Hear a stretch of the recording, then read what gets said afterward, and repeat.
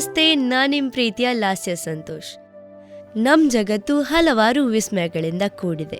ಸಮಾಜ ಪ್ರದೇಶಕ್ಕೆ ತಕ್ಕಂತೆ ಹಲವಾರು ಭಿನ್ನ ವಿಭಿನ್ನ ರೀತಿಯ ಸಂಸ್ಕೃತಿ, ಆಚಾರ ವಿಚಾರಗಳನ್ನು ಹೊಂದಿದೆ. ವಿವಿಧ ಪ್ರದೇಶಗಳ ಭೌಗೋಳಿಕ ಲಕ್ಷಣಗಳಿಗೆ ಸರಿಯಾಗಿ ಅಲ್ಲಿನ ಜನರ ಜೀವನ ಪದ್ಧತಿ, ಭಾಷೆಗಳಲ್ಲಿ ಬದಲಾವಣೆಗಳು ಇರುತ್ತೆ. ನಮ್ಮ ಜನರು ಯಾವ ರೀತಿ ಮನೆ ಕಟ್ತಾರೆ ಎಂದು ಕೇಳಿದ್ರೆ ನೆಲದ ಮೇಲೆ ಮಾತ್ರ ಎಂದು ತಮಾಷೆಯಾಗಿ ಹೇಳುವವರೇ ಜಾಸ್ತಿ. ಆದ್ರೆ ನಮ್ಮ ಈ ಭೂಮಿಯಲ್ಲೂ ಹಲವಾರು ತೇಲುವ ಮನೆಗಳಿವೆ. ಅಲ್ಲಿನ ಸ್ಥಳಗಳು ಹೆಚ್ಚು ಪ್ರಖ್ಯಾತಿ ಪಡೆದಿದ್ರೂ ಕೂಡ ಇಲ್ಲಿರುವ ಜನರ ಬದುಕು ನೀರಿನ ಮೇಲೆ. ಇವರ ಆಹಾರ ಪದ್ಧತಿ, ಜೀವನ ಶೈಲಿ, ಬದುಕುವ ರೀತಿ ಇತರರಿಗಿಂತ ಸ್ವಲ್ಪ ಭಿನ್ನವೇ ಆಗಿದೆ. ಪಶ್ಚಿಮ ಆಫ್ರಿಕಾದ ಬೆನ್ನಿನ್ನಲ್ಲಿರುವ ಗ್ರಾಮವೇ ಗನ್ವಿ ನೌಕೋ. ಸರೋವರದ ಮಧ್ಯದಲ್ಲಿದೆ ಈ ಗನ್ವಿ ಗ್ರಾಮ. 17ನೇ ಶತಮಾನದ ಹಿಂದಿನ ಕೃತಕ ದ್ವೀಪಗಳ ಸುತ್ತ ಜೋಡಿಸಲಾದ ವರ್ಣರಂಜಿತ ಮರದ ಸ್ಟೀಲಿನಿಂದ ಮನೆಗಳನ್ನು ಇಲ್ಲಿ ನಿರ್ಮಿಸಿ ವಾಸಿಸುತ್ತಿದ್ದಾರೆ. ಈ ಗ್ರಾಮದಲ್ಲಿ ಸುಮಾರು 20,000 ಜನರು ವಾಸಿಸುತ್ತಿದ್ದು ಇದು ತೇಲುವ ಹಳ್ಳಿ ಎಂದೇ ಪ್ರಸಿದ್ಧಿ ಪಡೆದಿದೆ.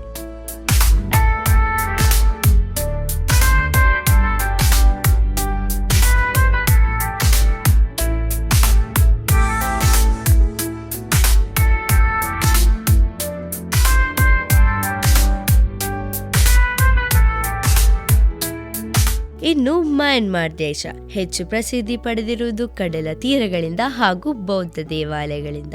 ಇಲ್ಲಿಯೂ ಯಾಂಗ್ ವಿ ಎಂಬ ತೇಲುವ ಗ್ರಾಮವಿದೆ. ಇದೇ ರೀತಿ ಟಾನ್ಸಿ ಸ್ಯಾಪ್ ಎಂಬ ಗ್ರಾಮ ಕಾಂಬೋಡಿಯಾದಲ್ಲಿದೆ.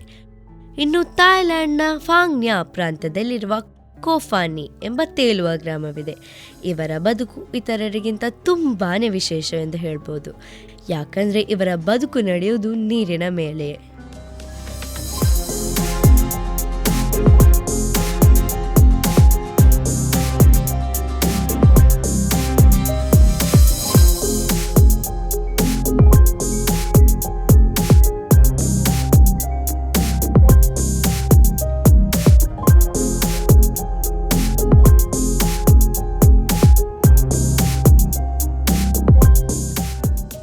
ಇನ್ನು ತಮ್ಮ ಮನೆಗಳನ್ನು ಕಟ್ಟುವ ರೀತಿ ವಿಶೇಷ.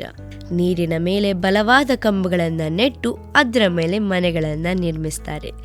ಜೀವನ ನಿರ್ವಹಣೆಗೆ ಮುಖ್ಯವಾಗಿ ತರಕಾರಿಗಳು, ಹಣ್ಣುಗಳನ್ನು ಆಧುನಿಕತೆಯಿಂದಾಗಿ ಇಂದು ಜನರು ಬಸ್, ಬೈಕ್, ಆಟೋ, ಕಾರ್ಗಳಲ್ಲಿ ಓಡಾಡ್ತಾರೆ. ಆದರೆ ತೇಲುವ ಗ್ರಾಮದ ಜನರು ಮಾತ್ರ ತಮ್ಮ ಸಂಚಾರಕ್ಕೆ ಕಯಾಕ್ಗಳನ್ನು ಉಪಯೋಗಿಸ್ತಾರೆ. ಈ ಕಯಾಕ್ಗಳೇ ಇವರ ಸಂಚಾರಕ್ಕೆ ನೆರವಾಗ್ತಾ ಇರೋದು. ಮೀನುಗಾರಿಕೆ ಇವರ ಜೀವನಕ್ಕೆ ಮೂಲ ಆಧಾರವಾಗಿದೆ.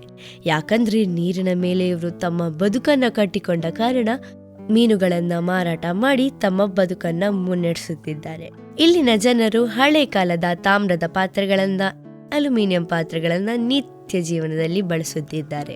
ಮಣ್ಣಿನ ಕೊಡಗಳನ್ನು ಕೂಡ ಬಳಕೆ ಮಾಡ್ತಾರೆ. ಇನ್ನು ಇವರ ಕೃಷಿ ಪದ್ಧತಿ ಕೂಡ ತುಂಬಾನೇ ವಿಶೇಷ. ಯಾಕಂದ್ರೆ ಇವರು ನೀರಿಗಿಂತ ಸ್ವಲ್ಪ ಮೇಲಕ್ಕೆ ಎತ್ತರವಾಗಿ ಮಣ್ಣನ್ನ ಅಗೆದು ಬೀಜವನ್ನ ಬಿತ್ತಿ ಕೃಷಿ ಮಾಡ್ತಾರೆ. ಇದೇ ರೀತಿ ಹಂತ ಹಂತವಾಗಿ ಮಾಡಿಕೊಂಡು ಕೃಷಿ ಪದ್ಧತಿಯನ್ನು ಇನ್ನೂ ಮುಂದುವರಿಸಿದ್ದಾರೆ.